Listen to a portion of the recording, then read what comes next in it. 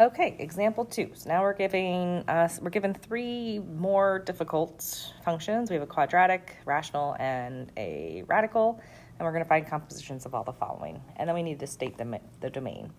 All right, so first, if we want to find f of g of x, that means I'm going to take my f function, which is x squared minus 3 times x, and I'm going to input my g function in place of all of those. So my g function is x over 1 plus 2, or 1 over x plus 2, 1 over x plus 2. Simplifying that gets me 1 over x plus 2 squared minus 3 over x plus 2.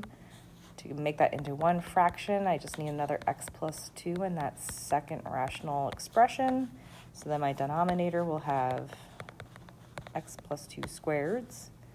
And then we have 1 minus 3 x, distributing that negative 3 right away. Negative 6 simplifies to negative 5 minus 3x over x plus 2 squared. So if we go back to that front page, right, my domain needs to be every value of g, every x value of g. So every x value of g would be everything but negative 2, right? And then those need to be okay for function f, which they are because function f is all real numbers. So the only thing that's restricted is negative 2. So negative infinity to negative 2 union negative 2 to infinity. All right, g of f. So g of f of x is going to be equal to my g function. And wherever I have an x in my g function, I'm going to input my f, which my f is x squared minus 3x. So that simplifies to 1 over x squared minus 3x plus 2. Factoring that will make my life easier when I need to try to find my domain. So x minus 2, x minus 1. Okay, so my domain for f is all real numbers. And then when I think about all real numbers and putting those into my g, I have everything, all real numbers except 2 and negative 1, or 2 and 1. So we're going to go from negative infinity to 1, jump 1, 1 to 2, jump 2, 2 to infinity. All right, C, f of h of x. So that means wherever my x's are in my f function, I'm going to input my h function, which is the square root of x. So that simplifies to x minus 3 square roots of x. And then my domain. So my domain for my h is from 0 to infinity, including 0. And then plugging that into my f, which is all real numbers. So we're going from 0 to infinity for your domain. And then for the last one, h of f of x. So I'm going to take my h function, and wherever I had an x, which is everything underneath the discriminant, I'm going to put x squared minus 3x. So if we think about that, that's what? The same as x minus 3 times x. So if x is equal to 0, we're okay. We're okay because we get 0, right? If x was equal to 3, then we have 0. But if x was equal to 2 times negative 2 would be negative 2. So I would be undefined at 2. So think about this in our number line, right? So what are my key values? So 0 and 3 is where I'm going to have things changing, right? If I plug in anything smaller than 0, let's say negative 1, I would get a negative times a negative, so that would be positive, and that's okay underneath a radical. If I plug in 1, then I'd have a positive times a negative, which is a negative, which is not okay underneath a radical. If I plug in 4, I get a positive times a positive, which is okay underneath a radical. So these are the domain areas where I'm okay for. So for f, my domain is all real numbers, but then I'm going into my h. I do have some restrictions there. So we can only go from negative infinity to 0 inclusive, union inclusive on the 3 to infinity. Okay, example 3. Use the graphs of f and g to evaluate the following functions. So we want to find f of g of 3. So that means I need to first find my g of 3. So function g, down the bottom, evaluate at 3 is an output of 1. And then function f, evaluate at 1, is 2. So that answer is going to be 2. B, f of g of 1. Well, g of 1 on our graph down at g is evaluated at 3. F of 3 evaluated on the f function looks like it's at 2. Oh, now we're getting really tricky. All right, so g of 4, looks like g of 4 is at 0. F of the 0 is at 4 times f of 1 is 3. G of 3 is 2. 4 times 2 is 8. F of negative 1 is at 5 over g of 3, which is at 1. F of 1 is at 2. Oops, I didn't do my negative 1 correctly. That's up there at 6. I was going to say that doesn't work out so nice, but that's okay if it wouldn't. So f of negative 1 is up there at negative 1. Or is that up there at 6, not 5? I didn't go high enough. Okay, so f of g of 4. G evaluated at 4 is 0. F of 0 is equal to 4. And then g of f of 2. Well, f of 2 is 0. G of 0 is equal to 4. Okay, example 4. So now we're going to go backwards. So now we're going to decompose a function. So when you decompose a composite function, you are finding the components of the composition. Look for an inner function and then look for an outer function. So for this example, for each function h, we want to find function f and g so that g is the inside, f is the outside. So if we had x plus 3 squared, think about that x plus 3 being on the inside and the x squared being on the outside. So we're kind of like putting that into there to get this. So for b, my inside would be x minus 5, and then 1 over x would be the outside, because I'm putting that in there to result in function h. Here my inside would be x plus 2, my outside would be square root of x. D, my insides would be x minus 2, my outsides would be x squared minus 4x plus 5. So let's write h as a composition of functions. We can do it maybe in 2 different ways, right? So if h of x is going to be equal to, let's say, f of g of x, we could let f of x be just the square root of x, and g of x being the inside part, which would be 3x squared plus 1. So putting this in there would get me back up to h.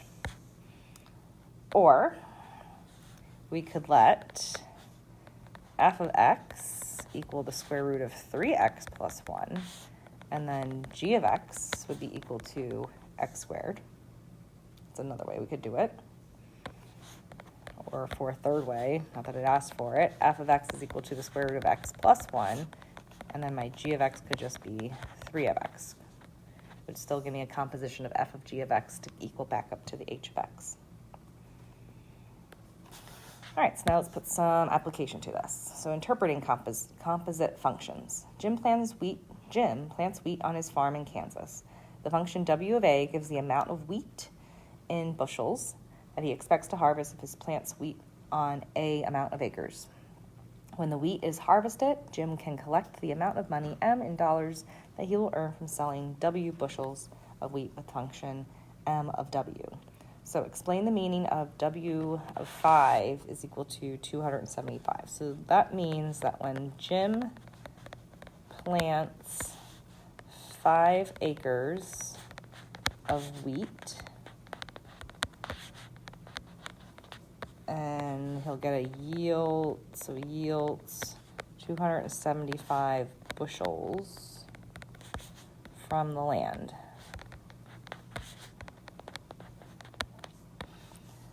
All right, so M of 65 equals 550 means that Jim earns, not years, earns $550 from the sale of 65 bushels of wheat. All right, so explain the meaning of M of W of 4 is equal to 214. Okay, so W of 4, what does that mean? That's our 4 acres of wheat, right? So if Jim plants, work on the inner first, 4 acres of wheat,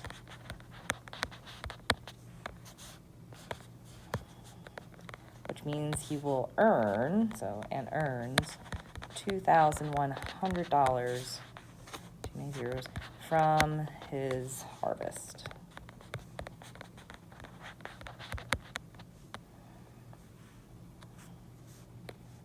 Okay, moving on to part 2.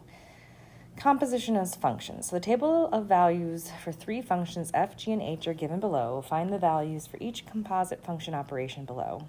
Okay, so again, work on our inners first. So g evaluated at -2 looks like we are at, or positive 2, sorry, is -3. So we're going to do 2 times f evaluated at -3, which f evaluated at -3 is -4.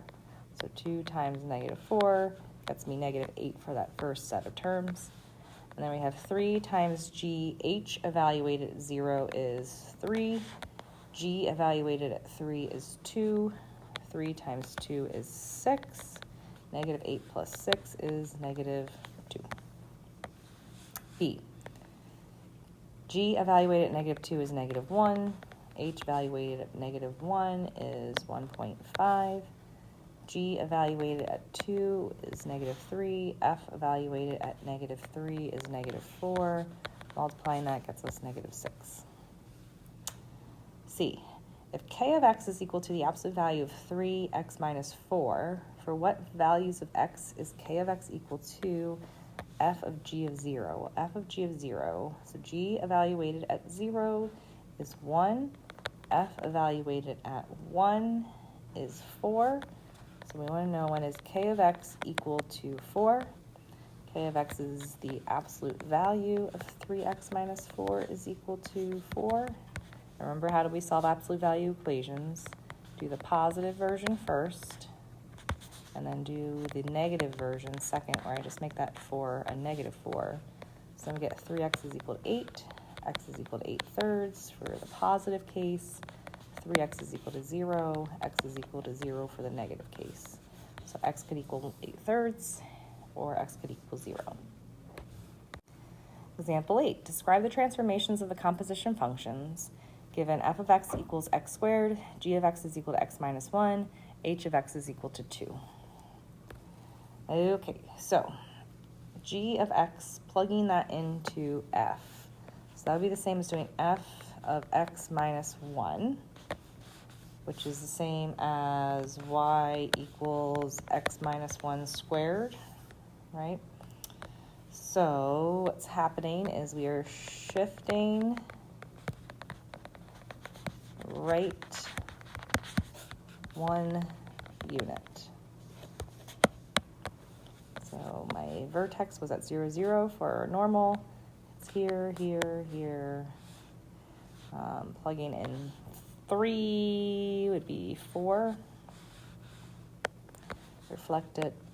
And there's our parabola. For part B, f of, okay, so h is 2x.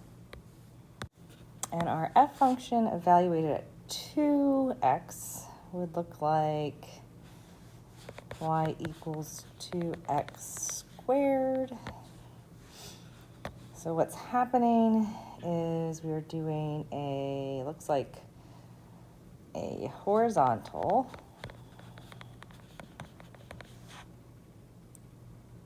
shrink by 1/2. Or if I simplify that out, it would be the same as 4x squared, which would be the same as a vertical stretch by 4. Both we get us the same thing. So if we're at 1, 0, 0, 1 would put us up at 4, 4, and it would look something like that. And then for C, we're doing a g of f of x. That means we're putting in x squared for our g function. So x squared minus 1. So g of x is being squared, right? So g of x is squared, which just takes our original parabola and move it down 1 unit. So our vertex is at 0, -1 instead. All right, there's transformations of functions. Example 9, use the graph shown below at the right, complete the table of values for f of x and g of x, and then find the values for h of x, given that h of x is equal to f of g of x. All right, so at -4, looks like our f function is down there at -4. G of x is at 2. At -3, we're at -2, 1. -2, we're at 0, 0. At -1, we're at 2, -1. At 0, we're at 1, -2. At 1, we're at 0, -1.5. At 2, we're at 1, -1. At 3, we're at 2, -2. At 4, we're at 3, -3. So now we got to do the compositions. And then we're going to graph that down the blank grid in the bottom. So, g of x, evaluate it at, so g of x evaluated at -4 is 2. So then we need to look at, well, where is f of x evaluated at 2? What's its output? It's down here at 1. So our h of x value is going to be 1. G of x evaluated at -3 is 1. Go down to 1 and figure out what my f is there, which is 0. This one's going to be an easy one. So g of x evaluated at 0 is 0, or -2 is 0. F's output at 0 is 1. At g of x at -1, we're at -1. Output of -1 on f is 2. G of x value is 0 is -2. F evaluated at -2 is 0. G of x evaluated at -1 is -1.5. We don't know what it is at -1.5, so let's leave that one blank because we don't have any -1.5 outputs. G of x evaluated at 2 is -1. F evaluated at -1 is 2. G evaluated at 3 is -2. F evaluated at -2 is 0. And then G evaluated at 4 is -3. G evaluated at F evaluated at -3 is -2. So we still don't know what that -1/2 is going to be. We can find that. Right, so here we go. H of x. Let's plot it out. -4, +1. -3, 0. -2, oops, is up here at +1. -1, +2. 0, 0. 1, we don't know. 1, we're at 2. Or 2, we're at 2, sorry. 3, we're at 0. 4, we're at -2. We kind of got this graph happening. So it appears that at 1, we're probably going to be at 1. So if h of x is equal to f of g evaluated at 1, which is f of -1.5, it looks like we are at 1 for our answer there, for the graph to be continuous, which it will be continuous because both of our graphs were our f and g were both continuous within the domain given. All right, example 10. For each of the following, find f of g, g of f, find the domain of f of g, use the graphing utility to graph each composition function, determine whether f of g is equal to g of f. Okay, here we go. F of g of x. So my f function is x cubed minus 1. I'm going to put in cube root of x plus 1 in there, and we get our cube roots and cubed canceling out. X plus 1 minus 1 is equal to x. So our domain for g of x, because it's a cube root, is all real numbers. And we can't have all real numbers in f, so it stays all real numbers. So now let's go over and do the same thing for g of f of x, which is equal to my g function. Cube root of, instead of x, we're going to put in x cubed minus 1 plus 1. Gets us the cube root of x cubed, which is just x. So I would say something like, yes, f of g of x is equal to g of f of x. Which tells me this is our rule. If you think back to Algebra 2, your rule to find whether something is an inverse or not, which is where we're going next section. Okay, part B. G of f of x is equal to 3 times 1/3 x minus 3 plus 3, which is x minus 9 plus 3. Oops, I think I have a typo. I think that's supposed to be a 9. Hopefully it's a 9 on your paper. They should be canceling themselves out. So plus 9 gets us to just x. And then doing it the other way, f of g of x would be equal to 1/3 times 3x plus 9 minus 3. So x plus 3 minus 3, which is equal to x. Domain is all real numbers. Don't have any restrictions. And so, yes, again, f of g is equal to g of f, because they're both equal to x. So, if we think back to our regular functions, y equals x is the identity function, right? Our most basic linear function, the identity function. So the functions are mirrored across the identity line, which is our rule for inverses, which is where we're going in section 2.8. All right, let's finish up these notes with some applications. Example 11, the volume V in cubic meters of a weather balloon is given by the formula V of R is equal to 4/3 pi R to the third. If the radius R is increasing at a rate of R of t equals 1/2 t to the third, where t has to be positive seconds, find the volume of V as a function of time, right? So we need our volume to be a function of time, and this is what we've been doing. So I need to find the volume as a function of time. So if I plug in that 4/3 pi instead of R, I'm going to plug in 1/2 t to the third. It's already solved for R for us, so that's nice. Cubed. That gets us 4/3 pi. 1/2 to the third is 1/8. T to the third is t to the 9th. Simplifying it out, the only thing I really can simplify is the 4/8.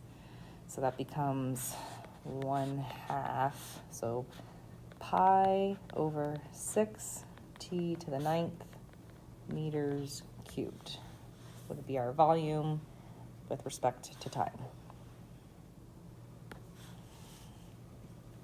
And the last one, example 12. The number n bacteria in a container of leftover food stored in a refrigerator where T is the temperature of food in degrees Celsius can be modeled by the following formula.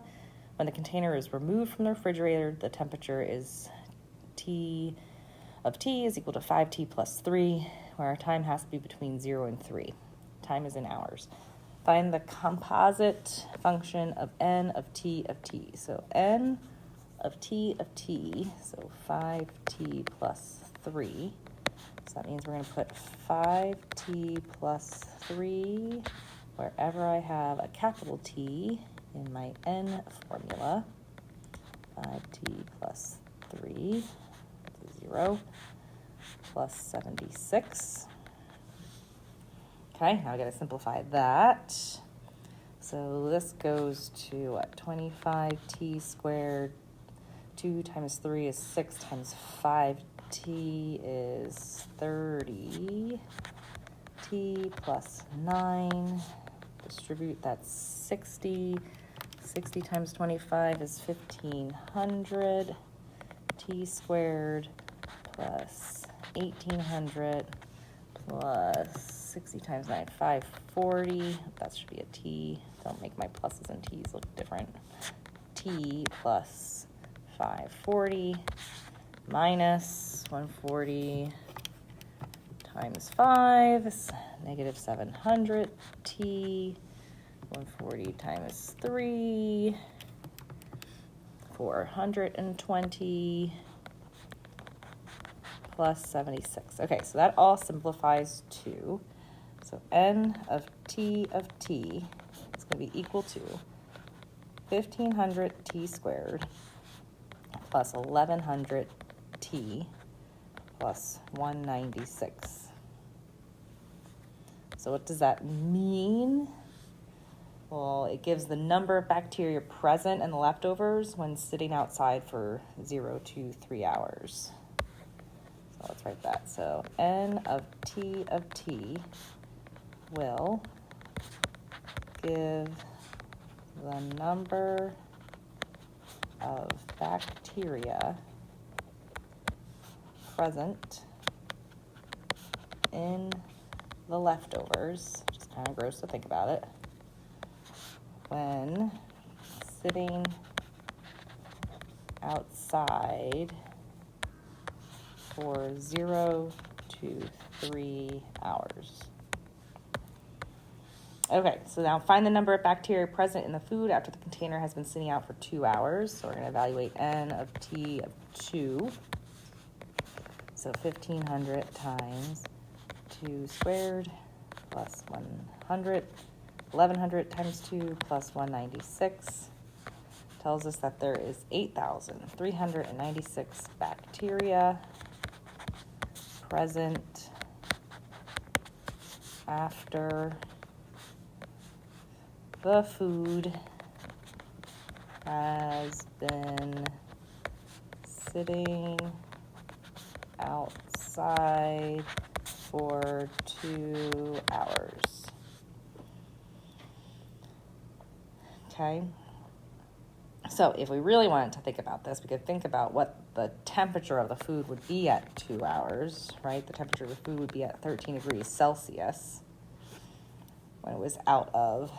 So when it's at, after 2 hours, the refrigeration of being outside of the refrigerator, right? The leftover containers will be at 8,396 bacteria and will be at a temperature of 13 degrees Celsius. All right, here ends our composite notes.